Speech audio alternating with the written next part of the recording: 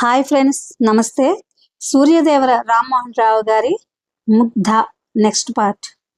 జీవితంలో గొప్ప సంఘటనలన్నీ ఒక్క నిమిషంలో తీసుకున్న నిర్ణయాల వల్లే జరుగుతాయి. No side tracks. సవాల్ చేయడం కాదు, ప్రాక్టికల్ లైఫ్లో నిలబడగలగాలి. మరోసారి అడుగుతున్నాను, మరోసారి ఆలోచించండి. ఇది ఎవరి కోసమో తీసుకుంటున్న నిర్ణయం కాదు. ఈ జనరేషనే కాదు, ఏ జనరేషన్లో లేడీస్ అయినా షో పీసెస్ కాదని చెప్పడానికి మనమే నిర్ణయం తీసుకుంటున్నామని గుర్తుంచుకోండి. ఇదొక ప్రయోగం. ఈ ప్రయోగంలో దేనికి భయపడకూడదు. మీకు ఆ ధైర్యం ఉందా? చెప్పండి. ముగ్ధ ఉద్రేకంగా అంది. మాకు గట్స్ ఉన్నాయి, అలక అంది స్థిరంగా. అయితే నాదో చిన్న doubt. What about our further education? Neelima అడిగింది. 1 year గడువు. ఆ గడువు తర్వాత మళ్ళీ కంటిన్యూ చేయొచ్చు, ఇష్టం ఉంటే. ముగ్ధ అంది. మరి ఏదో ప్రశ్న వేయబోయింది మళ్ళీ Neelima. No more questions. Planning నాది, ఆపరేషన్ అందరిది. నేనే చెప్తాను, వినండి. ముగ్ధ మాటల్ని ఆ ముగ్గురు అమ్మాయిలే కాదు, అక్కడున్న అబ్బాయిలు అమ్మాయిలు అందరూ విచిత్రంగా వింటున్నారు. పర్నేష్కైతే మతే పోయింది. మన ఆపరేషన్లో భాగంగా మన నలుగురు మగాళ్ళని ఎంచుకుంటాం. ఆ నలుగురు 4 భిన్నమైన మనస్తత్వాలకు చెందిన వారే ఉండాలి. మరి వాళ్ళని ఎలా ఎంచుకోవాలి? రోడ్డు మీద చూసి పికప్ చేసుకోవాలా? గబుక్కుని ఉత్సాహాన్ని ఆపుకోలేకడిగింది అలక. అలా బాయ్ ఫ్రెండ్ని పికప్ చేసుకోవాలని ఎన్నాళ్ళ నుంచో అలకకి కోరిక. ఎందుకంత తొందర? ముందు జాగ్రత్తగా వినండి. ఎందుకంత తొందర?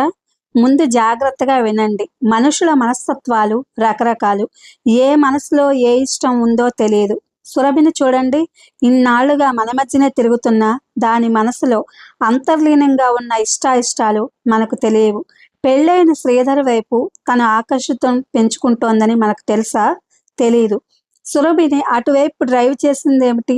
ప్రేమ, కోరిక, ఆకర్షణ కాదు. ఏదో సాధించాలనే శ్రీధర్ స్వభావం. అందువల్ల వారిద్దరి మధ్య వయోభేదం ఉన్నా అది కాదు మనకి ముఖ్యం. మనస్సు కానీ ఎవరి అభిరుచులకు తగ్గట్టు వాళ్ళని ఎంచుకుని ప్రేమించడంలో థ్రిల్ లేదని నా అభిప్రాయం. ఉదాహరణకి నన్నే తీసుకోండి. నాకు రఫ్ క్యారెక్టర్స్ ఇష్టం, కానీ నేను సాత్వికంగా ఉంటాను. రేపు నేను ప్రేమించే వ్యక్తి సాఫ్ట్గా ఉంటే నేను భరించలేను, అమాయకంగా ఉంటే భరించలేను. అలాగే నీలిమ, అలాగే అలక. ఎవరి మనస్తత్వాలు వాళ్ళవి. అందువల్ల మనం భిన్న మనస్తత్వాల వివరాలతో 4 చీటీలు తయారు చేద్దాం. ఆ 4ంటిని నలుగురం తీసుకుందాం. ఎవరికి ఎలాంటి క్యారెక్టర్ వస్తే ఆ వ్యక్తిని మనం ప్రపంచానికి అనువుగా మలచగలగాలి. ఆ వ్యక్తి ఒక గొప్ప ప్రయోజనాన్ని సాధించేటట్టు మనం చెయ్యాలి. చీటీలో మనకు నచ్చిన వ్యక్తిని ఎంపిక చేసుకోవడంతో మన ఆపరేషన్ ప్రారంభమవుతుంది.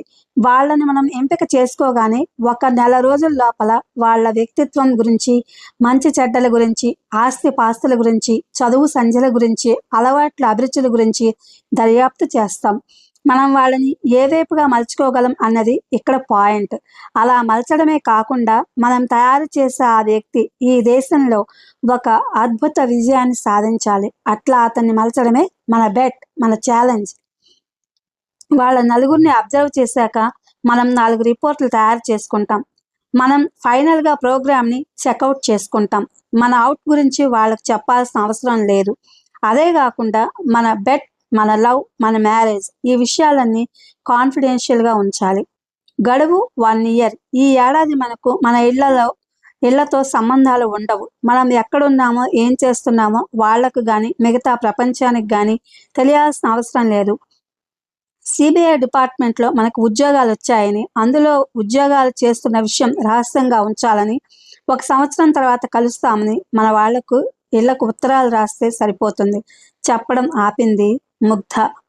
ఇక్కడి నుంచి ఇలా ఎటో వెళ్ళిపోయినా మన ఇంట్లో ఎవ్వరూ ఏమనరు. అలక ఆనందంగా అంది. నీ గురించి కాదు, వాళ్ళిద్దరూ కూడా ఉన్నారు కదా. ముగ్ధ అంది సీరియస్గా. Don't worry, we can manage, హామీ ఇచ్చింది నీలిమ. మరి మన గురించి ఓకే. మనం ఎంచుకున్న వ్యక్తులకు మనం నచ్చకపోతే? సందేహం వ్యక్తం చేసింది సురభి. ఆ మాటకు నవ్వింది ముగ్ధ. తెరలుగా నవ్వింది.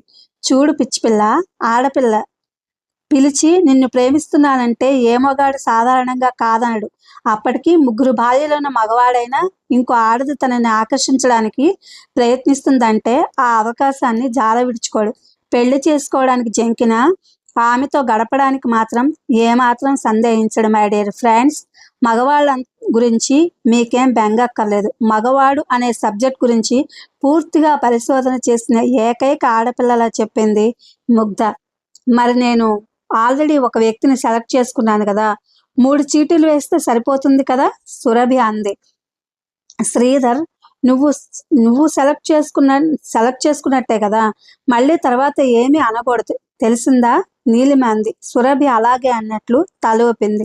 హ్యాండ్ బ్యాగ్ లో నుంచి నోట్బుక్ తీసుకుని అందులో నుంచి ఒక పేజీని చింపింది ముగ్ధ. ముందు మనం చేయాల్సింది 4 భిన్నమైన వ్యక్తిత్వాలు గల మనుషుల లిస్టు రాయాలి, చెప్పండి అంటూ మిగతా 3 వైపు చూసింది ముగ్ధ. నాకు సురేష్ ఒబ్రాయ్లా హ్యాండ్సమ్ కుర్రాడు, అది లక్షాధికారి ఉన్నవాడు కావాలి, గబగబా అంది అలక. తల్లి సురేష్ ఒబ్రాయ్, రాజ్ బబ్బర్ నీకు కావలసిన లక్షణాలున్న కుర్రాడు గురించి చెప్పమనడం లేదు. వ్యక్తిత్వాల గురించి నీకు రాజ్ బబ్బర్ దొరుకుతాడా కానీ, అమ్మా తల్లి, సురేష్ ఒబ్రాయో రాజ్ బబ్బరో నీకు కావలసిన లక్షణాల కల కుర్రాడు గురించి చెప్పమనడం లేదు. వ్యక్తిత్వాల గురించి నీకు రాజ్ బబ్బర్ దొరుకుతాడు కానీ, ఇన్సాఫ్గా తరాజులోని రాజ్ బబ్బర్ లాంటోడిని చూడు, నీలిమ అంది. అంటే రేపిస్టు కూనీకోరు దొరుకుతాడంటావా, బొంగమూతి పెట్టి అంది అలక. ఎలాంటి వాడు దొరికినా వాడిని గొప్పవాడిని చేయాలి, జాగ్రత్తగా గుర్తుంచుకోండి, మళ్ళీ హెచ్చరించింది ముగ్ధ. చదువు ఉండి సంస్కారం ఉండి ఏం చేయాలో తోచక ధైర్యం లేక అమాయకంగా ఉంటారు కదా, వాళ్ళు మొదటి వర్గం. 2 అపారమైన తెలివితేటలు, ధైర్యం, సాహసం, చురుకుదనం, మేధస్సు అన్నీ ఉన్నా ఎవరూ కనీసం వాళ్ళ గురించి మాట్లాడుకోకపోతే, ఎవరూ కనీసం వాళ్ళ మేధస్సుకు గుర్తింపునివ్వకపోతే వాళ్ళు తీవ్రమైన నిరాశ నిస్పృహలకు గురైపోతూ ఉంటారు. వాళ్ళు 2వ వర్గం. 3వది ఒక లక్ష్యం, ఒక గమ్యం లేకుండా ఎందుకు బతుకుతున్నామో తెలియకుండా జోదగాళ్లుగా, నేరస్తులుగా, వ్యభిచారులుగా, తాగుబోతులుగా, 1,00,000 అవలక్షణాలతో, బలహీనతలతో శక్తిని, తెలివితేటల్ని వృధా చేసుకునే వర్గం. 4 చదువు, సంస్కారం, మేధస్సు, తెలివితేటలు, ఆలోచన అన్నీ ఉన్నా ఉద్రేకం, విప్లవం అంటూ తాత్కాలిక నిర్ణయాలతో జీవితాన్ని దుఃఖమయం చేసుకునేవాళ్ళు. ఎలా ఉంది విభజన చెప్పండి, 3 వైపు చూస్తూ అంది ముగ్ధ. ప్రపంచంలో లక్షల మగాళ్ళు కనిపిస్తారు, ఇంతేనా, అసలు 4 రకాలైనా, ఆశ్చర్యంగా అంది నీలిమ. వీటిని బేసిక్ ఫ్యాక్టర్స్ అంటారు. మనుషులు బంగారంతోనో వెండితోనో పుట్టలేదు కదా, ఏ ఫీలింగ్స్ పర్సంటేజ్ ఎక్కువగా ఉంటే ఆ ఫీలింగ్స్తో ప్రవర్తిస్తాడు ఆ వ్యక్తి. అందుకే అందరూ బుద్ధులు కారు, అందరూ చార్లెస్ శోభరాజులు కారు. ప్రతి వ్యక్తిలోనూ ఎంతో కొంత నేర ప్రవృత్తి ఉంటుంది, అపారమైన కరుణా ప్రవృత్తి ఉంటుంది. ఓకే కదా, అయితే ఇందులో శ్రీధర్ ఏ ఫ్యాక్టర్కి చెందిన వ్యక్తో చూడండి, సురభి వైపు చూస్తూ అంది ముగ్ధ. శ్రీధర్ 2వ వర్గానికి చెందిన వ్యక్తి, అవునా అంది సురభి. కాగితాన్ని 4 ముక్కలుగా చేసింది ముగ్ధ. ఒక్కో ముక్కను పారేసి మిగతా 3 మీద వరుసగా పేర్లు రాసింది. ఒక ముక్కను పారేసి మిగతా 3 మీద వరుసగా పేర్లు రాసింది. మొదటి దాని మీద అమాయకుడు, 2వ ముక్క మీద తెలివితేటల్ని, నేర ప్రవృత్తి కోసం ఉపయోగించుకునేవాడు, 3వ ముక్క మీద ఉద్రేక స్వభావి. సరిపోయింది కదా అని ఆ 3 కాగిత ముక్కల్ని చుట్టలు చుట్టింది. 2 చేతుల్ని మొగ్గలా చేసి వాటిని 3-4 సార్లు కలిపింది. పరమేష్ ఉద్విగ్నతంతా అంచులకు చేరుకున్నాడు. ఇప్పుడు మన ఫ్రెండ్స్ చేత ఎవరో ఒకళ్ళ చేత ఈ కాగితాలు తీయిస్తాం. తలెత్తి చుట్టూ చూసింది ముగ్ధ. అమ్మాయిలు, అబ్బాయిలు చాలా ఆసక్తిగా చూస్తున్నారు. అలక, నీలిమ, ముగ్ధ బయటకు నవ్వు ముఖాలతో ఉన్న వాళ్ళ మనసు హై టెన్షన్తో నిండిపోయింది. తనకు ఎలాంటి వ్యక్తి వస్తాడు, అలక, నీలిమ, ముగ్ధ బయటకు నవ్వు ముఖాలతో ఉన్న వాళ్ళ మనసు హై టెన్షన్తో నిండిపోయింది. తనకు ఎలాంటి వ్యక్తి వస్తాడు, ఎలాంటి వ్యక్తి, పరమేష్కి ఈ ఛాన్స్ ఇద్దామా అన్నట్టు మిగతా వాళ్ళ వైపు చూసింది ముగ్ధ. ఎవ్వరూ వద్దనలేదు. 3 చుట్టల్ని గిలక్కొట్టి నేల మీద వేసింది ముగ్ధ. అందరూ పరమేష్ వైపు చూస్తున్నారు. టెన్షన్తో పరమేష్ ముందు కడిగేశాడు. ఒంగొని చేయి చాచి ముందుగా ఒక కాగితాన్ని చేతిలోకి తీసుకున్నాడు. ముగ్ధ చేతిలో మొదటి కాగితాన్ని పెట్టాడు. రెండో కాగితాన్ని తీసి అలక చేతిలో పెట్టాడు. మూడో కాగితాన్ని నీలము చేతిలో పెట్టాడు. అలక వెంటనే ఆ కాగితాన్ని విప్పబోయింది. ఒక్క నిమిషం ఆగు, ముగ్ధ సీరియస్గా అంది. మై డియర్ ఫ్రెండ్స్, ఒక్క విషయం గుర్తుంచుకోండి. ఇవాళ మనం ఆషామాషి అనుకున్న ఒక నిర్ణయాన్ని రేపు ఆచరణాత్మకం చేయబోతున్నాం.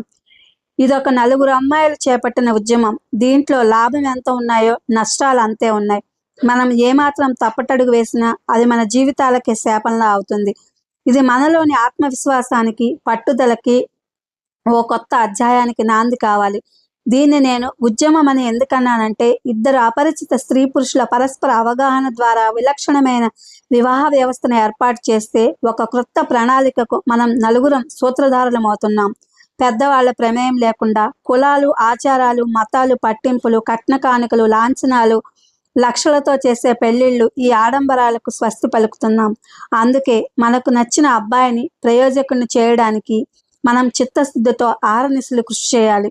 పిరికితనంతో నీరసపడకూడదు. ఈ మగాళ్ల ప్రపంచం ఎలాంటిదో మనకు తెలుసు. అదొక అండర్ వరల్డ్. ఆ అండర్ వరల్డ్తో పోరాడడానికి మన ఆత్మవిశ్వాసమే మనకు ఆయుధం కావాలి. ముగ్ధ మాటలు వింటున్న ఆ ముగ్గురిలో ఏదో మార్పు కనిపిస్తోంది. ఏదో ఓ కొత్త ప్రయోగానికి సంకల్పించిన శాస్త్రజ్ఞుల్లా ఉన్నారు. వాళ్ళ చుట్టూ కూర్చున్న అబ్బాయిలు, అమ్మాయిలు అందరూ ఓ 4 పిచ్చివాళ్ళని చూస్తున్నట్లుగా చూస్తున్నారు. అక్కడున్న వాళ్ళందరిలో ఏమాత్రం చలనం లేదు. అక్కడ గాలిలో కూడా చలనం లేదు. గంభీరమైన నిశ్శబ్దం సాక్షిగా నిలిచింది. ఓకే, 1 2 3 చీటీలు విప్పండి. ముగ్ధ నోటి నుంచి ఆ మాట రాగానే మూసుకున్న ముగ్గురు కుడి అరచేతులు తెరుచుకున్నాయి. ఇది ఫ్రెండ్స్, సూర్యదేవర రామ్మోహన్ రావు గారి Mugdha. Thank you for watching.